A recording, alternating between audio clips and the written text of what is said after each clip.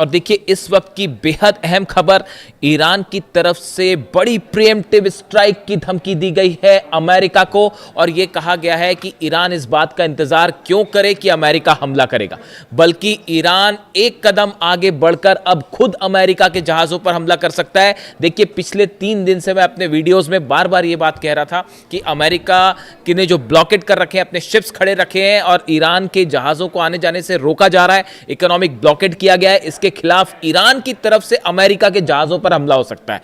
मैं पिछले 3 दिन से लगातार यह आशंका जता रहा था और अब ईरान के उप विदेश मंत्री की तरफ से यह बयान सामने आ गया है। देखिए, the tension between the United States and Iran are escalating after Iran's deputy foreign minister Kazem Gharibabadi said Tehran has the right to take preemptive action instead of waiting for US to attack.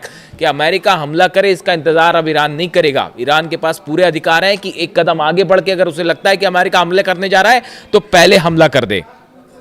इस पूरे मामले के बीच में जो असली खबर है, Iran के निशाने पर है अमेरिका का aircraft carrier USS George Washington. ये वो एयरक्राफ्ट कैरियर है जो अब्राहम लिंकन जब यहां से भाग गया, या ये कहें कि वापस चला गया, क्योंकि उसके सैनिक तो वहाँ पर सुसाइड कर रहे थे, ईरान के खिलाफ जंग करने की हालत में नहीं थे, उस पर खाना खत्म हो गया था, यानी तमाम ऐसी दिक्कतें थी कि यूएसएस अब्राहम लिंकन जो है वो ईरान के खिलाफ जंग करने की हालत में नहीं था, और उसको लेकर अमेरिका के रक्षा मंत्री भयंकर निशाने पे अमेरिका में, उसको वहाँ से हटाया गया। उसके बदले फिर जो है यूएसएस जॉर्ज वॉशिंगटन को भेजा गया। अब ये यूएसएस जॉर्ज वॉशिंगटन ईरान के निशाने पर है और बताया जा रहा है कि अगर ये ब्लॉकेड इसी तरह से कंटिन्यू हुआ तो ईरान अपनी एंटी शिप मिसाइल से अमेरिका के इस एयरक्राफ्ट कैरियर को सीधा हिट कर सकता है, और ये जवाब होगा उस इकोनॉमिक ब्लॉकेड का जो अमेरिका ने बना रखा है। देखिए, गरीबाबादी साहब जो ईरान के उप विदेश मंत्री, इनकी तरफ से एक और बयान है। He also stated that the temporary Iran Oman shipping arrangement does not mean the straight of Hormuz will open immediately. उन्होंने ये कहा कि ओमान के साथ हमने आने जाने को, जहाज़ों के आने जाने को लेकर जो कुछ नियम कायदों पर हमारी चर्चा हुई है और एक सहमति सी बनी है, इसका मतलब ये कतई नहीं है कि हॉर्मुज जो है वो खुलने जा रहा है। इसका मतलब ये मत निकाल लीजिए कि हॉर्मुज को ईरान खोलने जा रहा है। हॉर्मुज पूरी तरह से बंद है, और जब तक अमेरिका ईरान की शर्तों को पूरा नहीं करता तब तक हॉर्मुज बंद रहेगा। पिछले 48 घंटों में सिर्फ एक जहाज पार हुआ है हॉर्मुज से। ये कई महीनों को आप देखें, उसके सबसे लोअर स्तर पर आ गया है यहां से जहाज़ों का निकलना और जो है तेल का निकलना। जनरल मुनीर की जब कल मुलाकात हुई मोहसिन रिजाई साहब से, उसके बाद डोनाल्ड ट्रंप का यह बयान आना कि हमने वहां से जो है बारूदी सुरंगें हटा दी और रास्ता खोल दिया है। डोनाल्ड ट्रंप का यह बयान बता रहा है कि ईरान ने मुनीर के प्रस्ताव को ठुकरा दिया है, जो प्रस्ताव डोनाल्ड ट्रंप ने भेजा था। असल में देखिए, कहा जा रहा है कि डोनाल्ड ट्रंप ने जो है वो मुनीर से फोन पर बात की जाने के पहले और अपने कुछ प्रपोजल्स लेके भेजा था, मुनीर को ऑफर लेकर भेजा था, जिसमें कहा गया था कि हम अपना ब्लॉकेड हटा देंगे और जो है जो सैंक्शंस, नए सैंक्शंस लगाए गए हैं वो भी हटा देंगे, आप हॉर्मुज खोल दीजिए। यानी छटपटा रहा है अमेरिका और डोनाल्ड ट्रंप हॉर्मुज खुलवाने के लिए, ये हकीकत है। और जब मिलिट्री पे आप नहीं हरा पाए, देखिए ये इकोनॉमिक ब्लॉकेड हुआ क्यों? क्योंकि पूरी दुनिया के सामने ये सच सामने आ गया कि अमेरिका की नेवी, ईरान, अमेरिका की नेवी, अमेरिका की फोर्सेस, अमेरिका की सेनाएं, अमेरिका के जहाज, अमेरिका के फाइटर जेट ईरान को नहीं हरा सकते, बल्कि ईरान भारी पड़ गया है। ये बात सिर्फ मयंक मिश्रा नहीं कह रहे, ये बात खुद हिलरी क्लिंटन कह रही है। अमेरिका के इंटरव्यू में बैठ के ये बात बोल रही हैं कि डोनाल्ड ट्रंप की ईरान पॉलिसी सबसे बड़ी हार है डोनाल्ड ट्रंप एडमिनिस्ट्रेशन की। ये बात अमेरिका की पूर्व विदेश मंत्री हिलरी क्लिंटन कह रही है। तो मेरे ऊपर कभी कभी आरोप लगते हैं कि आप जो है ईरान को फेवर कर रहे हैं, ऐसा बिल्कुल नहीं है। मेरा काम है आप तक सच पहुंचाना। मिलिट्री स्ट्राइक छोड़ के इकोनॉमिक ब्लॉकेड इसलिए किया गया क्योंकि यह जंग अमेरिका हारा है। मिलिट्री के स्तर पर भयंकर नुकसान हुआ है अमेरिका को, और अब वो धीरे धीरे डिटेल्स निकल के सामने आ रहे हैं। जॉर्डन में बेसिस तबाह है, बहरीन में बेसिस तबाह है, कुवैत में बेसिस तबाह है। इसके अलावा आप देखिए सीआईए के कई सारे हेडक्वार्टर्स जो है वो हिट कर दिए गए। अब उसका नुकसान धीरे धीरे निकल के सामने आ रहा है। पिछली बार 40-42 प्लेन गिर गए थे, इस बार फिर जो है बताया जा रहा है कि बड़ी संख्या में F-15 जेट्स जो है वो तबाह हो गए। अरब की आप रक्षा नहीं कर पा रहे हैं। अब जो है वो अमेरिका कोशिश कर रहा है कि किसी तरह से हूती के हमले रुकवाए जाएं अरब पर। किसके कहने पर सऊदी ने अटैक किया था? अमेरिका के कहने पर। जो सना में इंटरनेशनल एयरपोर्ट पर जो ईरान का प्लेन उतर रहा था, उस पर सऊदी ने यह कहकर हमला किया कि साहब जो है उससे हथियार उतर रहे हैं। और उसके बाद डोनाल्ड ट्रंप का यह बयान आना कि अब इस गेम में एक नया प्लेयर शामिल होने वाला है, यानी अमेरिका के लिए यह हमले करवाना जो है कोई खेल है, और इसमें नए प्लेयर, उन्होंने सऊदी के लिए यह बात कही थी कि new player will be entering in this game, यानी वो एक नया प्लेयर मान रहे थे सऊदी को। और जैसा तमाम एक्सपर्ट बताते हैं कि अमेरिका की बात मान के सऊदी ने स्ट्राइक कर दी, और अब हालात यह है कि हूती को भी नहीं हरा पा रहे। ईरान तो छोड़ दीजिए, ईरान तो बड़ी दूर की बात है, हूती ने कल फिर एक जहाज ठोक दिया सऊदी का, और वो भी मिसाइल मार के, वो ड्रोन भी नहीं, मिसाइल स्ट्राइक हुई। अमेरिका के अब्राहम टैंक्स जो हैं यमन में, अमेरिका के अब्राहम टैंक्स हैं जो कि सऊदी को दिए गए, सऊदी ने ही वो यमन की सेना को दिए, उस टैंक के ठीक ऊपर जो है वो ड्रोन स्ट्राइक करी हूती ने, और वो पूरा टैंक तबाह हुआ, उसके अंदर धमाका हुआ, उसकी तस्वीरें वायरल है।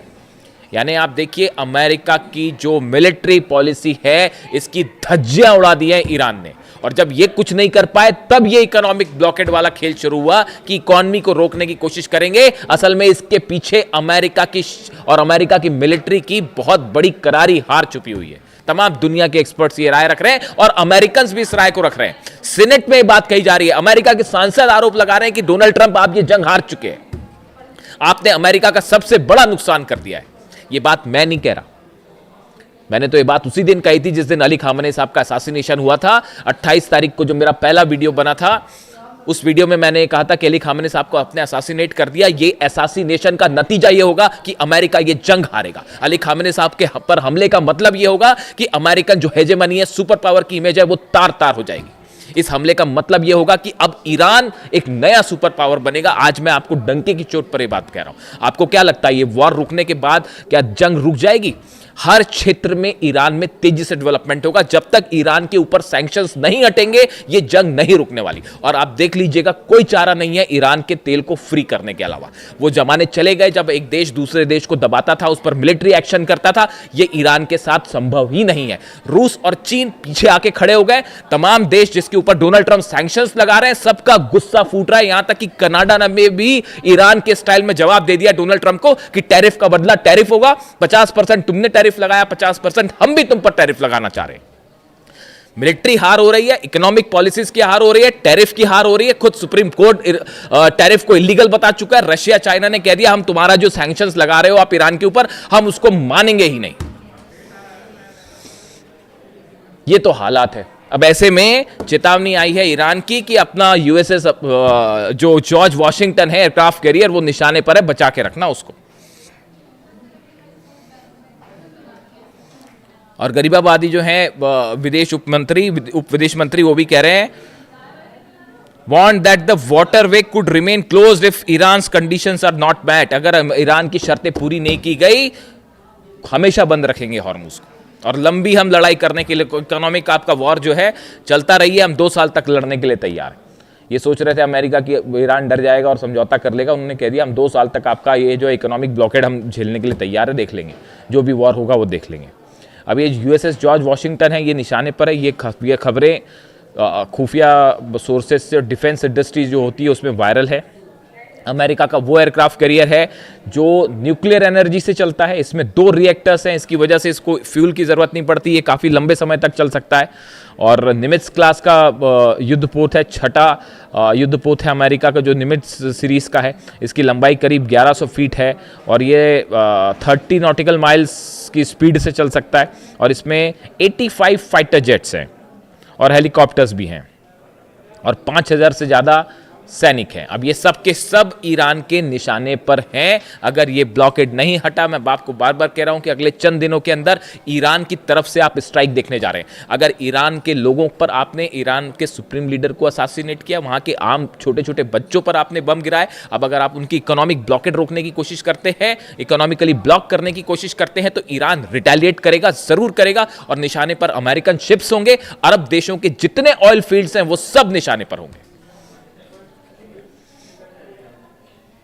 इससे जुड़ा जो भी अपडेट होगा मैं आपको पहुंचाऊंगा। एक बड़ी जंग दस्तक दे रही है और इस बार ईरान इसको लीड करेगा। ईरान की तरफ से इसकी शुरुआत होगी।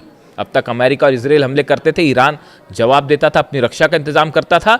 लेकिन मोहसिन रजाई साहब के आने के बाद से अब ईरान एक स्टेप आगे रहेगा और हमला करने के मूड में है, जो स्थिति आ रही है और खतरे में ये जहाज है अमेरिका के। इससे जुड़ा जो भी अपडेट होगा आप तक पहुंचाऊंगा। वीडियो कैसा लगा कमेंट करके बताएं।